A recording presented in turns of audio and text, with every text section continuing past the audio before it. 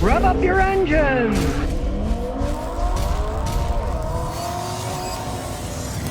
Well, even people who are not buying a new or a used car are going to pay for the tariffs anyway. If you've noticed, the price of used cars has gone up, the price of new cars is going up, especially if they're imported from another country, right?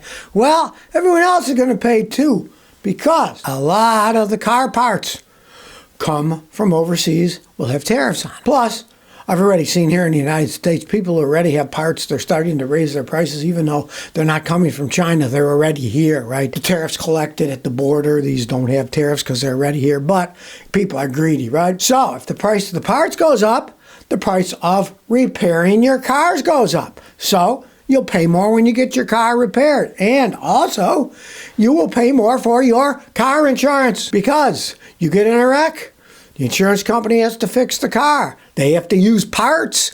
The parts are going to cost more. Your insurance rates will go up too. As they have for many people who are foolish enough to buy battery or electric cars and then find out, gee, their insurance is costing more and more because the insurance companies are finding out they're really expensive to repair. And if you even hit a curb with an electric vehicle, if it dents and bashes the battery, which is on the bottom of the car, they got to replace the battery for safety. In a Tesla, that can be over $15,000, so your insurance premiums will go up. Well, now the steel and aluminum tariffs are keeping auto suppliers up at night because guess what? Auto parts are made out of a lot of steel and aluminum. These companies are worried about potential increases in production costs and car price. Now, if there's 25% tariff, they're going to pay 25% more for the steel, 25% more for the aluminum. Now, it could go anywhere from several hundred to $1,000 or more per car. Now, the reason I use aluminum is because it's lightweight. Aluminum costs generally between about $350 to $700 more to use in a car than steel, but it weighs less and yada yada. You can mold it pretty easily where steel is stamped. Steel's cheaper to make, but aluminum weighs less. These tariffs could actually make the price of a car go up quite a bit because there's an awful lot of steel and aluminum. Right? Most cars still use an awful lot of steel. The last thing I read, the average car has over $5,000 worth of steel in it. Well, Toyota now said that they are actually going to replace all the 100,000 engines that were having problems with blowing up because they claim they were manufactured with debris in them and it's eating up the engines. It's over 100,000 engines and they say they're going to replace them all. Now, this affects Toyota Tundras and Lexus LX that were built between November 2021 and February 2023. They say they're going to replace them all. So if you own one of those, Toyota's going to have to replace over 100,000. Now, Toyota had to do this about face. Originally, they said, oh, we're going to check them. We're going to list them. My neighbor here, Rhode Island, has one, and they just said, oh, no, we listen to them. Oh, if there's a problem, blah, blah, blah, blah, blah, right? But it gave them such a bad reputation. I think Toyota really got stung when a bunch of people said, Toyota's no longer number one, Subaru is. Anybody who saw that is an idiot. Toyota may not be number one, but Subaru certainly isn't number one. They're cheaper made. They got all kinds of problems as time has gone on. They use silicone-based glue instead of gaskets on many parts of the engines. They leak oil when they get 100,000 miles. You got to pull the engines out, replace it. Big expensive stuff. So anybody that says Subaru's number one is an idiot, doesn't understand cars. But they got such a bad taste in their mouths that people are saying we're not number one. They say that they're going to replace over 100,000 engines with brand new twin turbo V6s. That's going to cost them an awful lot of money. If you own one, make sure you get a new engine free. Don't let them wheedle their way out of it. Even if they say, well, there's a waiting list, say, well, put me on the waiting list. And of course, if your engine did blow between now and then, they'd have to fix it faster. Plus, they'd have to give you a loaner car. If it takes more than a day to fix your car, they got to give you a loaner car. Make sure they give you, and don't let them give you any BS like they had some of my customers here in Rhode Island. They said, well, we don't have enough loaners. They have to get you a loaner, even if they have to pay another company like Avis or Hertz or something to rent you a car, because they have to if they keep it for more than one day. Well, if you remember a little bit in the past, Mazda was planning on making fully electric cars that had a rotary engine as a backup that would run a generator, so they call them range extenders, right? Well, Mazda has a new EV, and it has a range extending gas engine, but it's not a rotary engine. It's a regular engine. They are kept touting, we're going to bring the rotary engine back. Mazda's got this thing about rotary engines. They're even testing one now that has dual rotors, and they claim they might put it in a sports car. Who knows, right? Unfortunately, you can't buy these in the United States. You can only buy them in China. Now, to me, it makes a lot of sense, because what are people worried about? Battery electric cars have people worried about range. They have range anxiety.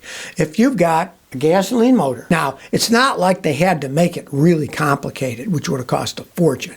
Like they would have made a gasoline engine that has a transmission and everything that drives the car when the electric battery starts to get low, and then it runs on a gasoline motor. No, the gasoline motor in these Mazdas, it runs a generator that generates electricity. That is a smart idea.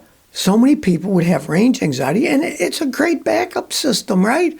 I mean, here's the thing. They say that this Mazda EZ6 with the backup engine generator has a driving range of 808 miles.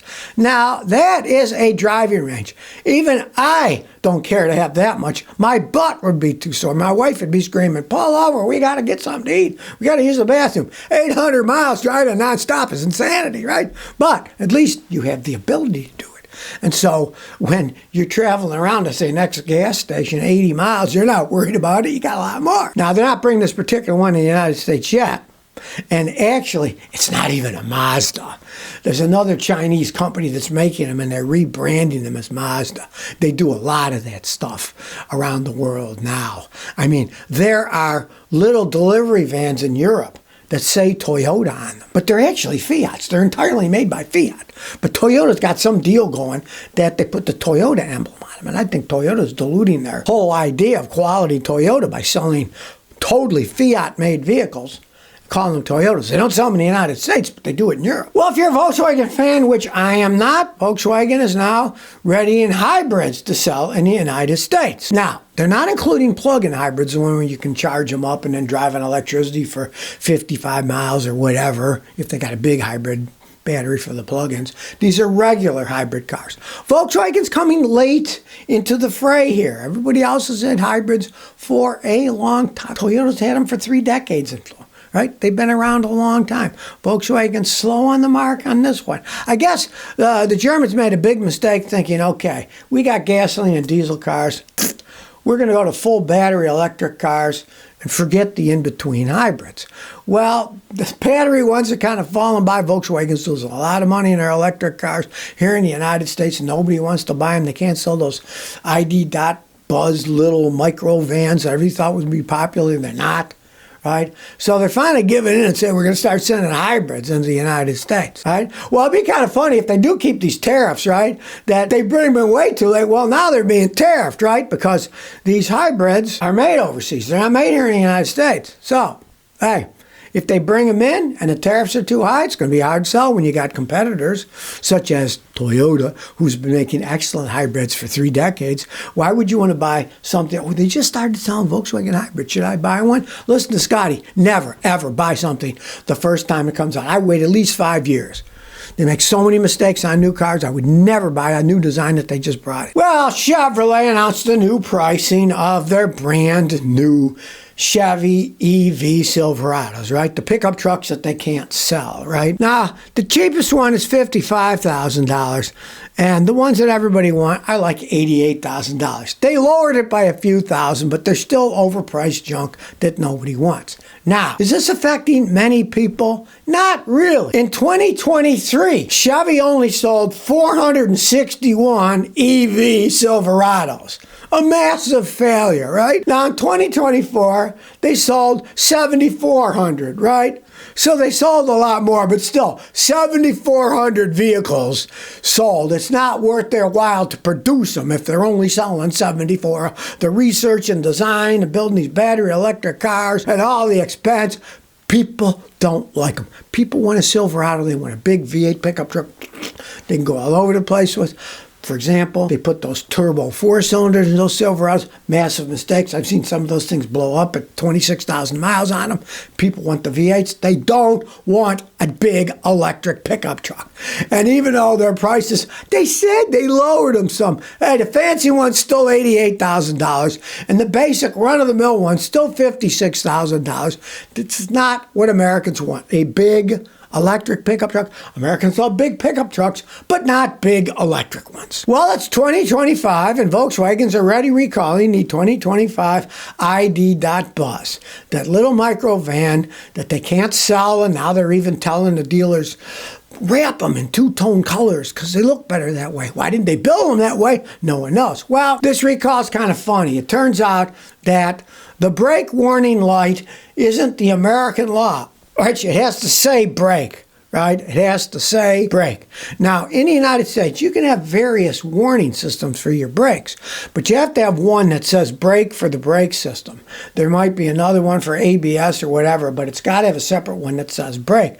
Well, these have the European one, which is a different symbol, and it doesn't say brake because they use a universal symbol because they got so many different languages in Europe. When they started testing them in February, Volkswagen had to analyze it, and they said it's incorrect coding in the data container, and it's showing the European one instead of the American brake. So they got to reprogram them. Okay, they're selling these things in the United States. Mind you, they're all made outside of the United States. As it stands today, at least now, April 2025, they don't build the ID.Buzzes in the United States. They're all built overseas. So they got this European software in it, and they give you the wrong warning light that confuses Americans. We're used to this thing that says brake, right?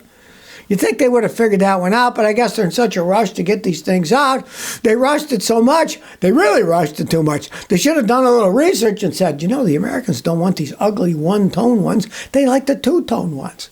And now they're wrapping them with plastic wrap, which if you've ever seen plastic wrap, when it's 5 or 6 years old, it fades, it looks like crap. So, what can you do? Well, if you're speeding in Florida, look out. The cops now have a new C8 Corvette cop car. And you might think, why is the government buying this expensive sports car? Well, they didn't buy it. They gave it to the police force. Now, they did have to pay some money to modify it to use it as a police car. And, of course, it can't be used as a car to grab criminals and take them to jail because there's no back seat to put them in. But they have one in Florida now to chase out speeders. But, of course, what they're really using it for is PR. They're going to take it in for all the PR events that they're doing. I had a guy who bought one once. He showed me the sticker. It gives you a warning. It says this car was found in smuggling this car, and you get arrested, you're responsible because you bought this car, right? Well, in this case, the cops are driving it themselves, so I'm sure they're not going to arrest themselves. Now they got a CA car. You're not going to be able to run away from them. That's pretty fast, right? And at least the taxpayers of Florida didn't pay for it. It was one of those captured cars. I'm sure the cops are fighting over one each other who gets to drive the thing. Well, if you wonder if the Department of Government Efficiency is doing its job and saving us money, well, it turns out that a lot are just bald-faced lies. Now, even they admitted that nearly $1 billion of the Doge savings vanished overnight. On their website, they had all these savings, but then the next day, no, those savings, they weren't on the list anymore, right? Now, these people are just making things up. You can see that. They're just fantasy. The Department of Government Efficiency's website quietly removed nearly $1 billion of what it claims to have saved through canceled contracts, grants, or leases this past week. They're just making things up. Gee, what a surprise. Elon Musk making things up. Oh, he wouldn't do that, right? He wasn't the guy that said, hey, buy one of my cars and it'll make you hundreds of thousands of dollars because they'll be full self-driving. You can use them as robo-taxis or you can lease them out to other people and you'll make all kinds of money, blah, blah, blah. And the value of my cars will go up. Well, various cars are really plummeting, right? They don't drive themselves around. They're not robo-taxis, right? And the Cybertruck is a massive failure, so you can't listen to a lot of stuff that the guy says. And now he's involved in the government, which you can't believe either. You got sort of like two sets of people you can't believe. They're battling it out, right? But you can't believe either of them. Now, I'm all for getting rid of waste and abuse. But if you're just making this stuff up, that's a waste too, right? Look, we saved all this money here. Where's the money? We took it off the website. Ignore that one, right? What do they think? People are idiots that we can't have screenshots from one day and then a week later, well, that's gone. What happened to that, right? They think we're fools, I guess. The days of P.T. Barnum are over. That was in the 1800s, right? People didn't have much records of things. They could go from town to town and nobody knew what the other towns were doing, right? But today, no, things are different. People are a bit more sophisticated. You can't keep telling them you're saving all kind of money when it's all made up. So if you never want to miss another one of my new car repair videos, remember to ring that bell.